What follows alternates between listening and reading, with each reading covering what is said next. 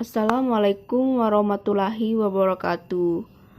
Di sini saya akan menjelaskan tentang jalur metabolisme karbohidrat, lemak, dan protein.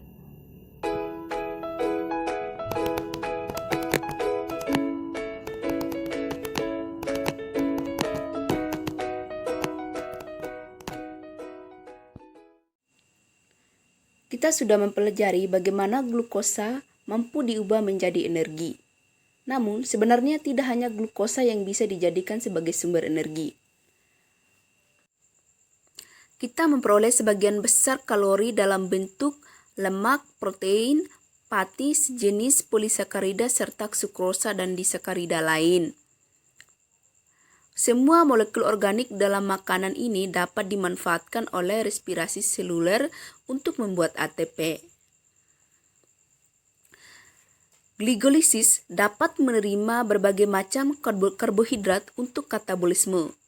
Dalam saluran pencernaan, amilum dihidrolisis menjadi glukosa yang kemudian dapat diuraikan dalam sel oleh glikolisis dan siklus asam sistra. Begitu juga dengan glikogen, yaitu polisakarida yang tersimpan di dalam sel hati dan sel otot. Glikogen bisa dihidrolisis menjadi glukosa di antara waktu makan sebagai bahan bakar untuk respirasi. Secara umum, glikogen hati ini akan dihabiskan terpakai 10-18 jam tergantung aktivitas yang dilakukan. Pencernaan disakarida termasuk sukrosa menghasilkan glukosa dan monosakarida lain sebagai bahan bakar respirasi. Protein juga bisa dimanfaatkan sebagai bahan bakar, namun harus dicerna dahulu menjadi asam-asam amino penyusunnya. Sebagian besar asam-asam amino sebenarnya akan digunakan oleh organisme tersebut untuk membangun protein baru. Sebelum asam amino dapat menjadi bahan bakar, respirasi gugus aminonya harus dibuang melalui proses deaminasi. Zat buangan bernitrogen ini diekskresikan dari hewan dalam bentuk amonio, urea, dan produk-produk sisa lainnya. Asam amino selanjutnya diubah oleh enzim menjadi intermediate pada glikolisis dan siklus asam sistra. Katabolisme juga bisa memanen energi yang tersimpan dalam lemak yang diperoleh dari makanan maupun dari sel-sel cadangan lemak di dalam tubuh. Lemak dicerna menjadi gliserol dan asam lemak. Gliserol diubah menjadi gliseraldehida 3-fosfat, suatu intermediate pada glikolisis.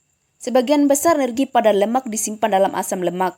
Asam lemak selanjutnya mengalami proses beta oksidasi menjadi fragmen berkarbon 2. Untuk selanjutnya memasuki siklus Krebs melalui asetil CoA.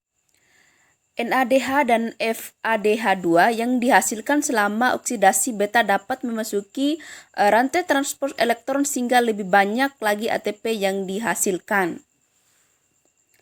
Lemak merupakan bahan bakar yang sangat bagus, sebagian besar karena struktur kimianya dan kandungan elektron-elektronnya yang berenergi tinggi jika dibandingkan dengan karbohidrat. 1 gram lemak yang dioksidasi oleh respirasi menghasilkan ATP 2 kali lebih banyak daripada 1 gram karbohidrat. Sayangnya, hal ini juga berarti orang yang hendak menurunkan berat badan harus bekerja keras untuk mengikis lemak yang disimpan dalam tubuh. Karena sedemikian banyak kalori yang tertumpuk dalam setiap gram lemak. Saat seseorang kelaparan, glukosa dalam darah sudah menipis. Ketika glukosa darah habis, maka cadangan glikogen yang tersimpan di hati dan otot akan diuraikan menjadi glukosa untuk membentuk energi.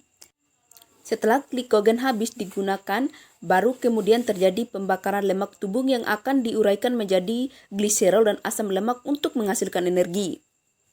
Saat cadangan glukosa habis dan cadangan lemak habis, maka tahapan paling akhir adalah penggunaan simpanan protein yang ada di sel-sel otot. Namun sebaliknya, saat konsumsi makanan dalam jumlah berlebih, maka berbagai macam zat makanan tersebut dapat tersimpan dalam bentuk glikogen, lemak atau protein. Misalnya, manusia dapat membuat asam amino non-esensial dalam protein dengan cara memodifikasi senyawa-senyawa yang dialihkan dari siklus Krebs.